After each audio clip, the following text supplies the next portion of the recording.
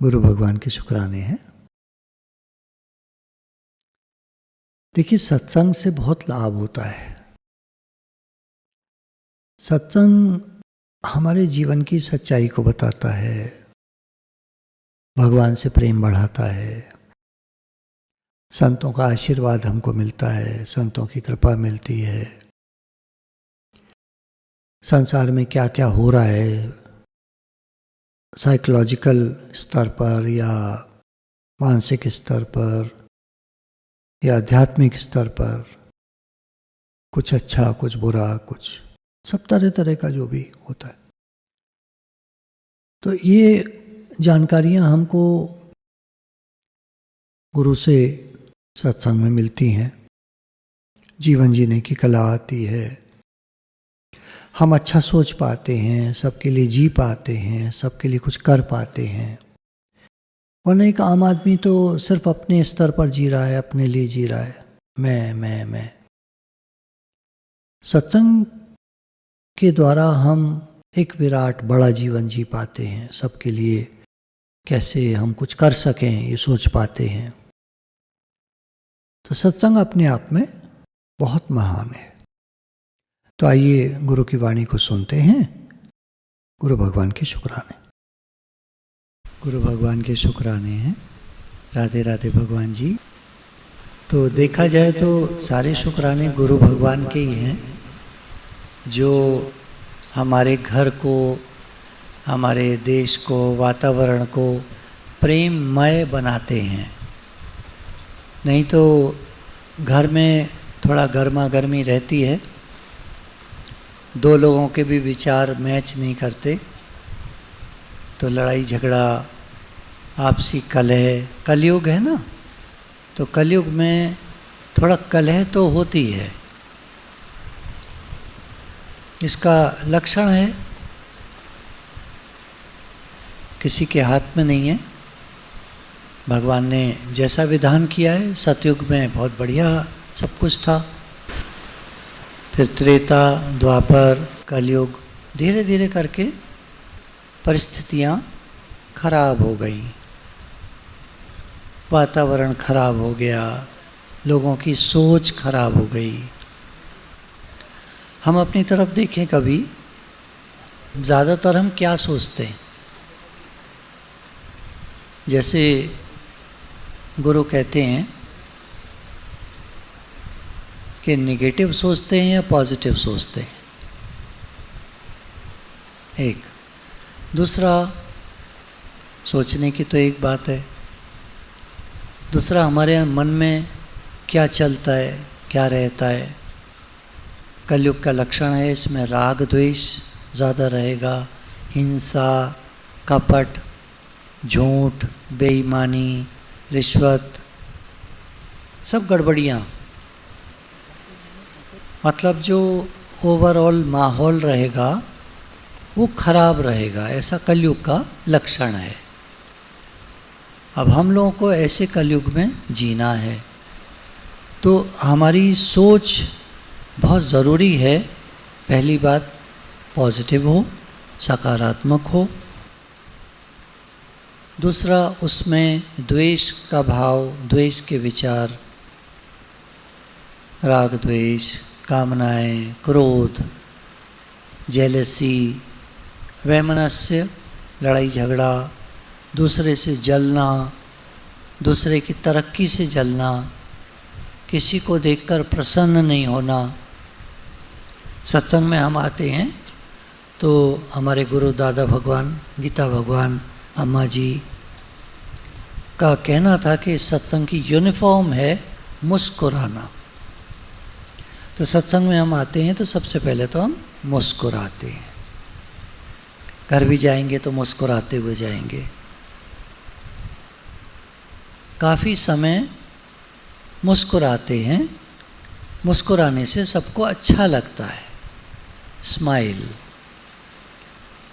तो एक तो स्माइलिंग फेस गुरु ने बताया, दूसरा बताया शुक्राना। शुक्राना मानना, कितना हमको मिला है। कलयुग का एक और लक्षण है कि कोई भी आदमी तृप्त नहीं होगा, भरपूर नहीं होगा, जितना मिलेगा उसको कम लगेगा, और ज़्यादा भी होगा जिसके पास उसको भी और की कामना रहेगी, मच वांट्स मोर, और की इच्छा रहेगी। तो गुरु हमको सिखाते हैं शुक्राना मानना, जितना मिला है उसका शुक्राना मानो, तो तुम्हारा दिल भरपूर हो जाएगा, खुशी आएगी। भगवान ने कितना दिया है, हम सबको घर मिला है रहने को। अच्छा नहीं होता, कुछ लोगों के पास घर नहीं होता है, तो फिर कैसे करते हम लोग? परिवार मिला है, बच्चे हैं, सामान है घर में, पैसा है, कारोबार है जो करते हैं, नौकरी है जो करते हैं, कुछ ना कुछ करते हैं, बिजी रहते हैं। कुछ नहीं होता फिर क्या करते? तो हर बात का गुरु ने हमको शुक्राना मानना सिखाया। गुरु कहते हैं जीवन तुम्हारा शुक्रानों में बीते, शुक्रानों के गीत हम गाते जाएं जीवन में। शुक्राना गाते हैं तो दिल प्रेम से भर जाता है। हे नाथ, हे प्रभु, आपने बहुत कुछ दिया है। फिर भगवान को याद करने का भी मन करता है। जिसका दिल खाली है, मन खाली है, अतृप्त है, परेशान है, वो भगवान को नहीं याद कर सकता। बस वो तो इतना पुकार लेगा, अरे भगवान कुछ देंगे, कुछ देना, मेरे पास ये नहीं है, मेरे पास ये नहीं है। बस जब शुक्राना गाते हैं तो मन में, दिल में प्रेम आता है, भरपूरता आती है, और भगवान को याद करने का भी मन करता है। हे नाथ, मैं आपको भूलूं नहीं, मैं आपका हूँ, आप मुझे प्यारे लगें, मेरा पूरा मन आप में रहे, आप अच्छे लगें, आपकी याद रहे। अक्सर संसार में सुनते हैं भगवान में मन नहीं लगता। अब मन का ऐसा है कि मन संसारी है। मन जो है ना, ये संसारी है, तो ये भगवान में आसानी से नहीं लगेगा। कुछ लोग हठ समाधि से हट करके ध्यान लगा लेते हैं, समाधि लग जाती है उनकी, लेकिन फिर क्या होता है, जब समाधि से उठते हैं तब फिर वैसे ही मन हो जाता है, फिर वही सब बातें। उदाहरण गुरु ने दिया ना, एक बार चला करता था कि एक राजा दिलीप थे, भगवान राम के वंशज, उनके पितामह जैसे ग्रेट ग्रैंडफादर्स। तो उनके समय में एक नट आया करतब दिखाने के लिए। करतब दिखाया तो राजा ने कहा, भाई तुमको क्या इनाम चाहिए? बोलता है, वो घोड़ी चाहिए जो आपके राज्य में है, जो सबसे तेज भागती है। राजा ने कहा, भाई वो तो मेरी सवारी है, मैं तुम्हें कैसे दे दूँ, मैं तो नहीं दे पाऊँगा। तो वो कहता है कि मुझे और कुछ नहीं चाहिए। अच्छा चलिए, मैं आपको एक करतब और दिखाता हूँ, फिर आप खुश हो जाएं तो दे दीजिएगा।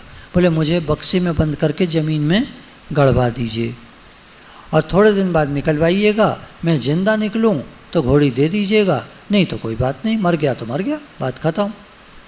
राजा कहते ठीक है, इस समय तो पीछा छुड़ाओ इससे। उसको गाड़ दिया जाता है ज़मीन में। थोड़े दिन हो जाते हैं, राजा के जो वजीर होते हैं वो पूछते हैं, सरकार वो एक आदमी गड़ा हुआ है ज़मीन में, उसको निकालना है।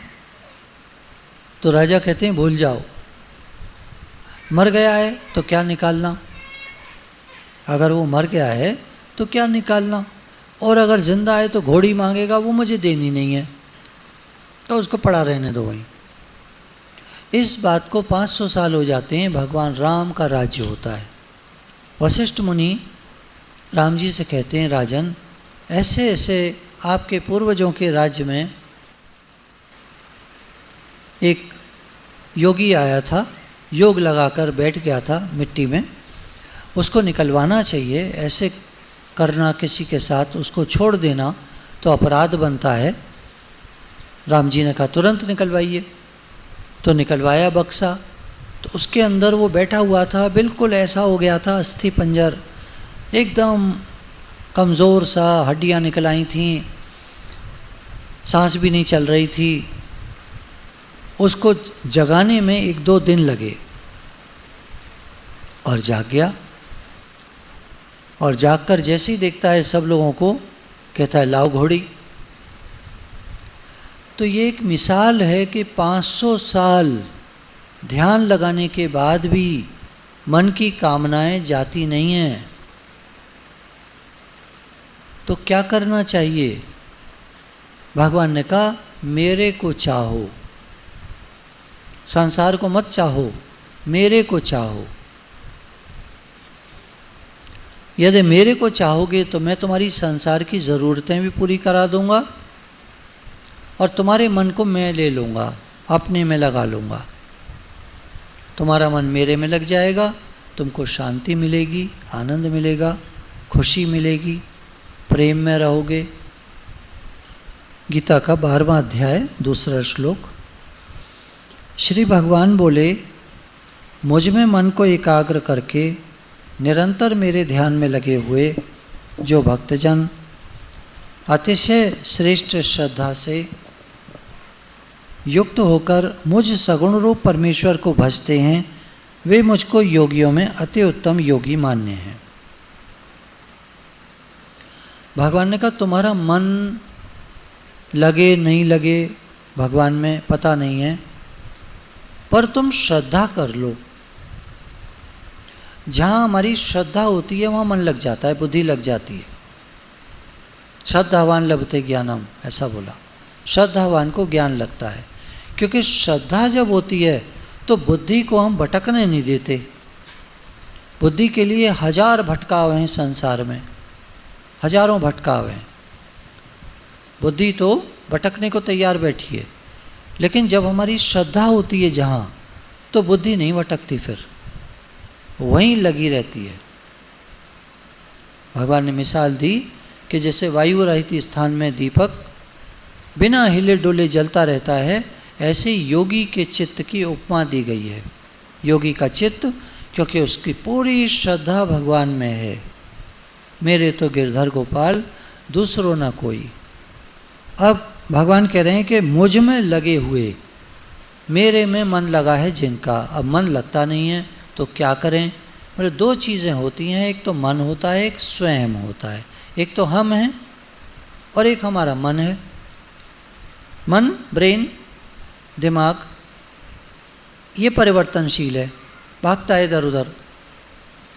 इसको आदत है भागने की, जन्मों जन्मों से भाग रहा है और हमको भगा रहा है। हमारी सोच को खराब करता रहता है। देखिए सत्संग सुना, हमने सुना पॉजिटिव सोचना चाहिए, निगेटिव नहीं सोचना चाहिए, सुना हमने। घर गए हम, कुछ भी हुआ और निगेटिविटी मन में आने लगी, डिप्रेसिव थॉट्स आने लगे। डिप्रेशन हो जाता है कभी कभी लोगों को, निगेटिव सोच सोच कर। तो मन में कुछ भी आ सकता है। गुरु कहते हैं ध्यान मत दो। मन में निगेटिव थॉट्स आए, ध्यान मत दो। हमारा ध्यान भगवान की तरफ ही लगा रहे। हमारा काम है अपने ध्यान को भगवान में लगाने का। अब कैसे होगा? बोला थोड़ी थोड़ी देर में कहते रहो, हे नाथ मैं आपको भूलूं नहीं। एक बात।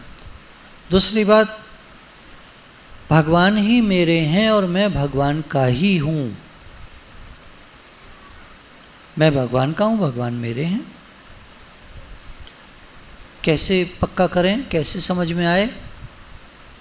और हम सबको पता है एक दिन हमारा जन्म हुआ था, और हम सबको पता है, गुरु ने बताया, शास्त्रों में लिखा है, देखते भी हैं, वो मर गया, वो मर गया, वो मर गया। एक एक करके दुनिया में लोग मरते चले जा रहे हैं। सबको एक दिन वापस जाना है, सबको। राम गयो रावण गयो, जाको बहु परिवार, 1 लख पूत 1.25 लाख नाती, तिसके घर दिया न बाती। रावण के 1 लाख संतान थी, और 1.25 लाख नाती पोते थे। युद्ध के बाद एक भी नहीं बचा उसके घर दिया जलाने वाला, सब जग चलनहार, सब जग जाने वाला है। सब जगत उत्पत्ति और विनाशशील को प्राप्त होता है, विनाश को प्राप्त होता है। तो हम कहाँ से आए और हमें कहाँ जाना है? हम भगवान से आए और हम सबको भगवान के पास एक दिन वापस जाना है। मैं भगवान का हूँ, भगवान मेरे हैं, ये बात बिल्कुल पक्की है, 100% सही है। हम सब एक दिन भगवान से आए और एक दिन भगवान के पास वापस जाना है। यहाँ जो घर मिला है, परिवार मिला है, संसार मिला है, चीज़ें मिली हैं, पैसा मिला है, वो यूज़ करने के लिए, इस्तेमाल करने के लिए है। घर वालों से प्रेम करिए, काम करिए, सेवा करिए, कोई मना नहीं है, सेवा की कोई मना नहीं है, सब काम करना है। लेकिन संसार मेरा है, घर मेरा है, ये गलती है। घर भगवान का है, संसार भगवान का है। हम तो यहाँ आए हैं, एक दिन आने का, एक दिन जाने का। संसार में आए हैं, सब सेवा करते हैं, सेवा करते हैं, हमारा यहाँ कुछ नहीं है। ये बात दिमाग में बैठ जाए, एक दिन हम आए थे, एक दिन जाएंगे, ये संसार भगवान का है, मैं भी भगवान का हूँ। तो इसलिए बहुत प्रेम से भगवान से कह दें, हे नाथ, मैं आपका हूँ, आप मेरे हैं। बहुत अच्छा लगेगा, बहुत शांति लगेगी।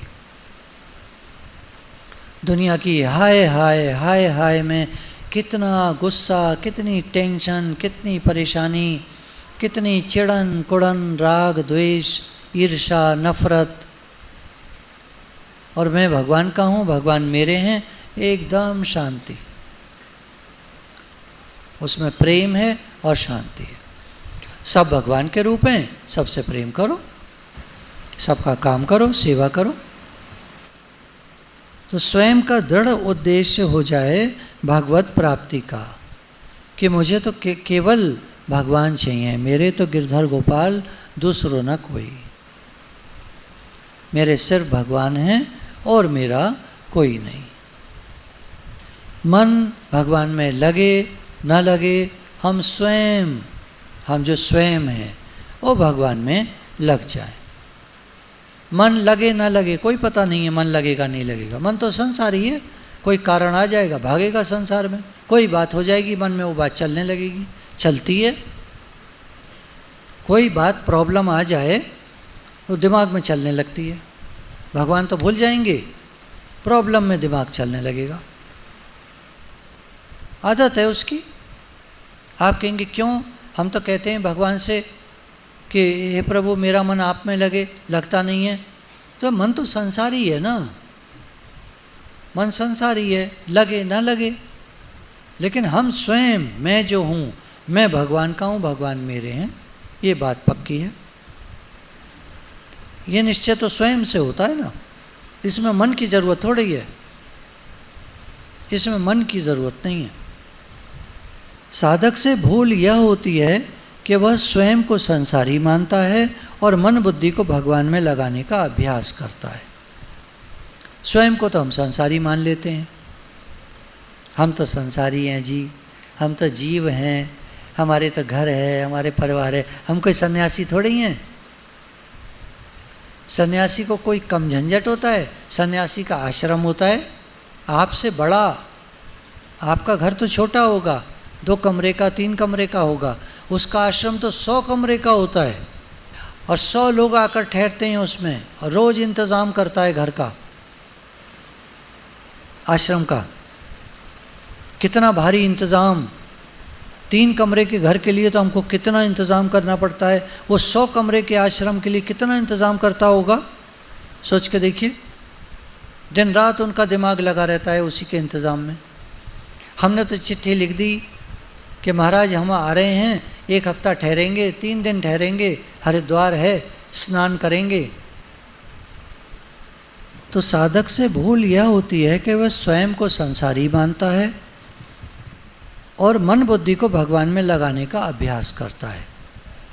अब हमारा मन भगवान में नहीं लगता, सन्यासी का भी नहीं लगता, क्योंकि सन्यासी को आश्रम संभालना है, हमको घर संभालना है, उसको आश्रम संभालना है। झंझट सबको है। वेदों में ऐसा कहा गया है, देह धरे का दंड है सब काहू को होए। शरीर जिसको मिलता है उसको एक दंड मिलता है कि कर्म करना पड़ता है, बिना काम किए रोटी नहीं मिलती है। कुछ नहीं तो भीख मांगेगा, चलो कोई काम नहीं करना तो भीख मांगो। भीख मांगना काम नहीं है, भीख मांगना आसान है, कोई भीख दे देता है ऐसे ही। चार लोग गाली देते हैं, धक्का देते हैं, बुरी तरह करते हैं, चलो यहाँ से आगे बढ़ो। कोई हमसे कहता रहे बार बार चलो यहाँ से आगे बढ़ो, कैसा लगेगा? कोई हमसे कहे, दिन में एक बार भी कह दे आगे चलो, हैं ऐसे बोलते हो हमसे? और उसको तो अक्सर ही लोग बोल देते हैं आगे बढ़ो बाबा आगे बढ़ो। तो भीख मांगना आसान नहीं है, कोई काम दुनिया का आसान नहीं है, हर काम मुश्किल है। हम सोचते होंगे हमारा कारोबार बहुत मुश्किल है, हमारी नौकरी मुश्किल है, बड़ी प्रॉब्लम्स हैं, उसको तो बहुत आसानी है। आसानी नहीं है, उसने जीना सीख लिया है। प्रॉब्लम्स के साथ लोग जीना सीख लेते हैं। और सबसे बढ़िया बात है, भगवान का भजन करो तो प्रॉब्लम आएगी क्यों, और आएगी तो तुरंत चली जाएगी। जब हम भजन करते हैं तो ऐसा नहीं प्रॉब्लम नहीं आती, आ सकती है लेकिन तुरंत चली जाती है, ये देखा जाता है। खुश रहने लगते हैं, पॉजिटिव रहने लगते हैं, पॉजिटिव रहने लगते हैं तो पॉजिटिव वाइब्रेशंस निकलते हैं, पॉजिटिव वाइब्रेशंस निकलते हैं तो पॉजिटिविटी फैलाते हैं चारों तरफ, और पॉजिटिविटी फैलती है तो सब काम आसानी से हो जाते हैं। एक पॉजिटिव इमेजिंग का एक चैप्टर है, उसमें कहते हैं, वो ऑथर कहता है, लेखक कहता है, मान लीजिए किसी को इंटरव्यू देने जाना है, अब अंदर में उसके डर है, पता नहीं क्या होगा, सिलेक्शन होगा नहीं होगा, पता नहीं कैसे होगा, पता नहीं क्या होगा, डर है उसके अंदर। अब एक डरा हुआ व्यक्ति जब अंदर घुसेगा ऑफिस में, और वहाँ बैठे होंगे बोर्ड ऑफ डायरेक्टर्स, 3-4 लोग बैठे हुए, यस कम इन, घबरा गया, अच्छा। अब डरा हुआ आदमी क्या इंटरव्यू देगा? दूसरा एक है पॉजिटिव व्यक्ति, गुरु से ज्ञान प्राप्त करा है उसने, पॉजिटिव थिंकिंग की क्लासेस की हैं, अब वो जाएगा अंदर में, उसको एक पॉजिटिव इमेजिंग है मेरा इस कंपनी में सिलेक्शन हो गया है। अब वो जब अंदर घुसेगा तो उसका कैसा एटीट्यूड होगा, वो दिखने में कैसा लगेगा, उसका कॉन्फिडेंस अंदर जाएगा, यस सर, ये वो जवाब देगा बढ़िया तरीके से, उसको सब कुछ आता है। जो याद है वो भूलेगा नहीं ना, जो डरा हुआ है उसको याद भी होगा, भूल जाएगा। पेपर देने गए, याद तो बहुत कुछ था, आता बहुत कुछ था, भूल गए, क्यों? डर गए, इसलिए भूल गए। अब उसको डर नहीं है, आराम से दिया, सिलेक्शन हो गया। तो गुरु कहते हैं कि पॉजिटिव भाव रखो तो दुनिया के काम भी ऐसे ही तुम्हारे आराम से हो जाएंगे। तुम डरे रहोगे, घबराओगे, निगेटिविटी में रहोगे, निगेटिव सोचोगे तो बनता हुआ काम भी बिगड़ जाएगा। कोई काम बन गया है, मेरा काम इतनी आसानी से बन गया, नहीं नहीं नहीं नहीं, हो ही नहीं सकता, मेरा काम इतनी आसानी से नहीं हो सकता, और वो उसको खराब कर देगा। तो गुरु से ये सब बातें हमको सीखने को मिलती है कि पॉजिटिविटी में कैसे रहना चाहिए, पॉजिटिव इमेजिंग, अपने विचारों को ठीक रखना, किसी के लिए बुरा भाव नहीं रखना चाहिए कभी भी। कोई व्यक्ति को देखकर हमारे मन में बुरा भाव आता है? नहीं, क्योंकि शास्त्र कहता है मैत्री करुणा मुदिता उपेक्षा, जो हमारे बराबर वाले हैं उनके प्रति मित्रता का भाव रखना चाहिए, जो हमसे श्रेष्ठ हैं उनसे प्रसन्नता का भाव रखना चाहिए, प्रेम का भाव रखना चाहिए। ये बड़े हैं, कोई दीनहीन है, गरीब है, तो उसके प्रति करुणा का भाव रखना चाहिए। और कोई हमारे हिसाब से नहीं चलता, उल्टा चलता है, उपेक्षा कर दो, ध्यान मत दो। ध्यान मत दो, बहुत बढ़िया एक चीज़ है, ध्यान मत दो। ध्यान देने से अपना ही मन खराब होता है। ध्यान हटाओ, अपना काम करो। नेकी कर कुएं में डाल, तुम अपना काम करो ना। उपासना का अर्थ है स्वयं अपने आप को भगवान के समर्पित करना, अर्पित करना, कि मैं भगवान का हूँ, भगवान मेरे हैं। ये उपासना है। हम पूजा समझते ना, मंदिर गए, फूल चढ़ाए, दीपक जलाया, पैसे चढ़ाए, हाथ जोड़े, आरती गाई, इसको कर्म कांड कहते हैं। उपासना है भगवान के पास बैठना,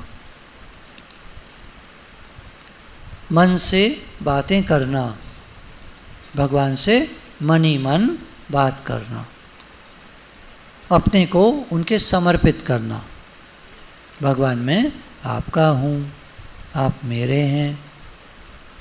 अब जब हमने स्वयं को भगवान के अर्पित कर दिया, समर्पित कर दिया, तो जो नाम जप हम करते हैं वो ऑटोमेटिक होने लगेगा। मैं भगवान का हूँ, अब क्या करना है? भगवान का नाम लेना है। घर के काम स्वतः होने लगेंगे, अपने आप होने लगेंगे, ठीक ठीक होने लगेंगे। घर का काम तो करना ही है, तो होने लगेगा। कोई पढ़ाई लिखाई करता है तो मैं भगवान का हूँ, भगवान मेरे हैं, भगवान के लिए पढ़ता हूँ, अच्छे से पढ़ाई होगी। घर का जो भी काम है भगवान के लिए करते हैं तो अच्छे से काम होगा, सब काम अच्छे से होगा। भगवान का चिंतन, भगवान का ध्यान, सेवा पूजा आदि सब अच्छे से होगी, क्योंकि हम भगवान के हैं, भगवान हमारे हैं।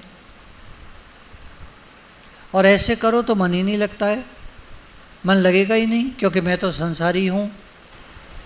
दुनिया में मुझे ये करना है, मुझे वो करना है, मुझे ये करना है, मुझे वो, तो मन कैसे भगवान में लगेगा? मैं भगवान का हूँ, भगवान मेरे हैं, तो भगवान में मन भी लगेगा और संसार के काम भी सब आराम से हो जाएंगे, ठीक ठीक हो जाएंगे,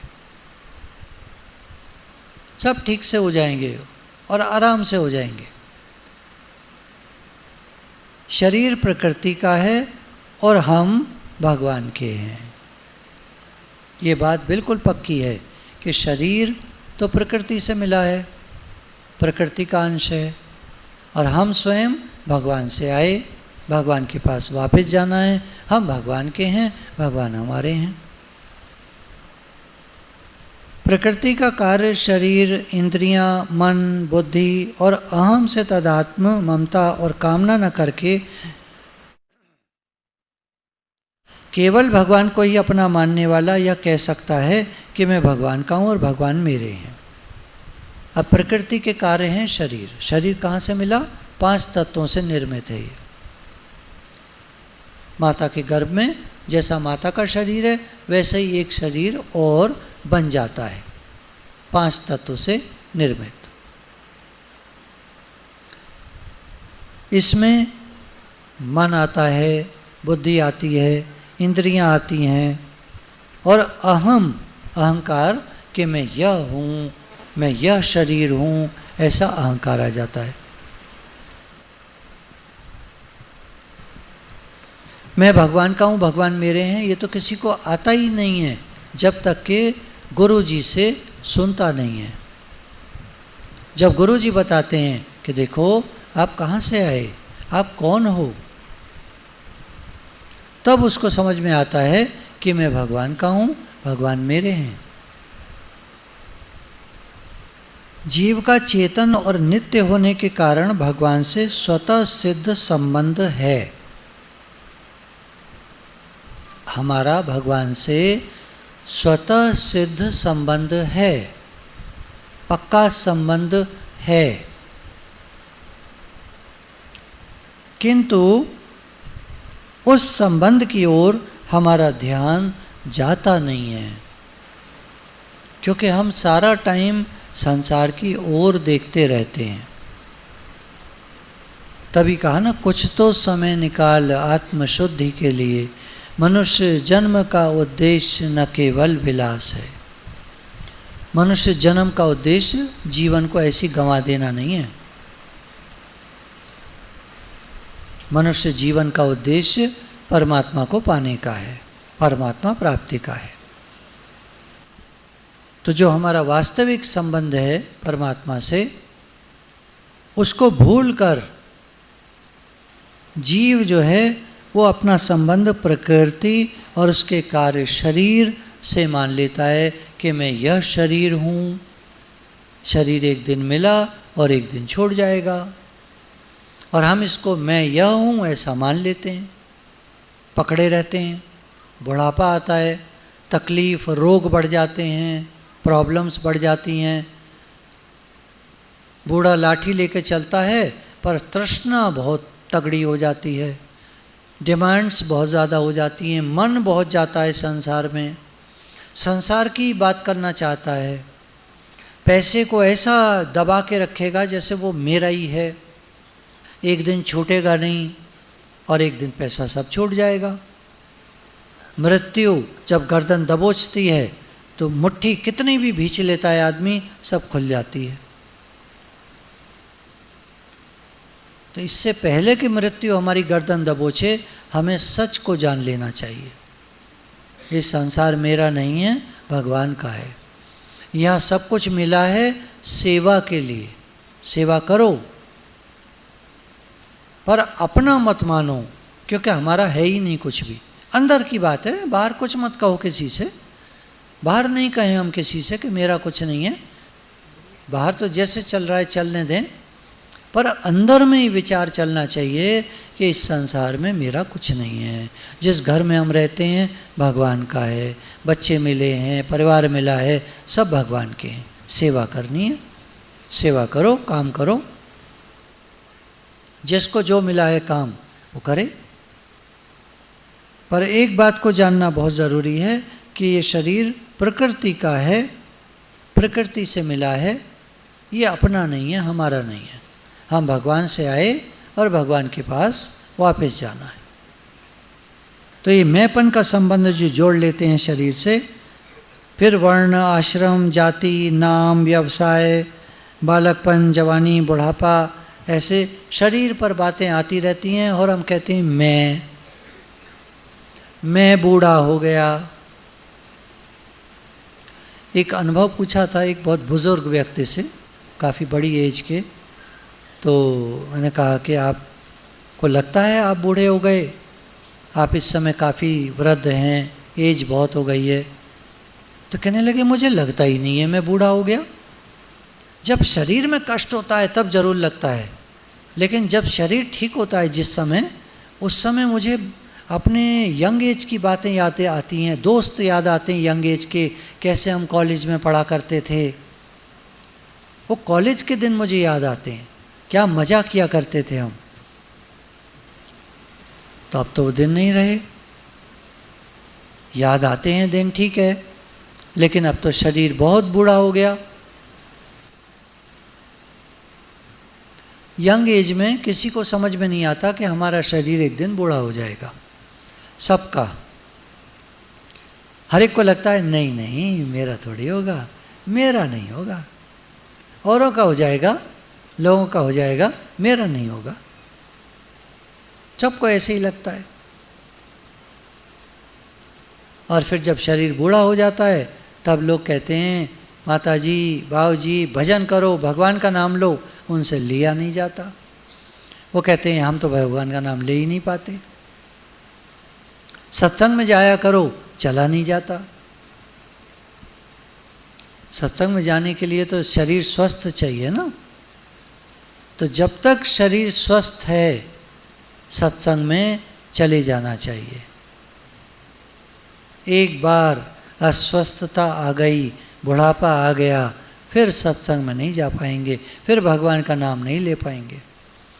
बचपन से आदत डाल ली होगी तो बुढ़ापे में भी भगवान का नाम याद आएगा, भगवान ही याद आएंगे, क्योंकि बचपन से आदत डाल ली। गुरु भगवान के शुक्राने हैं जो हमको, हमारे मन को भगवान की ओर मोड़ते हैं, भगवान में लगाते हैं। और हमारा प्रेम भगवान से कराते हैं। नहीं तो बड़ा मुश्किल है भगवान से प्रेम होना। मन की आदत है, संसार में भागता है। तो अब हम स्वयं अपने से कहें मैं भगवान का हूँ, भगवान मेरे हैं, तब ये मन भगवान में लगेगा। गुरु भगवान के शुक्राने।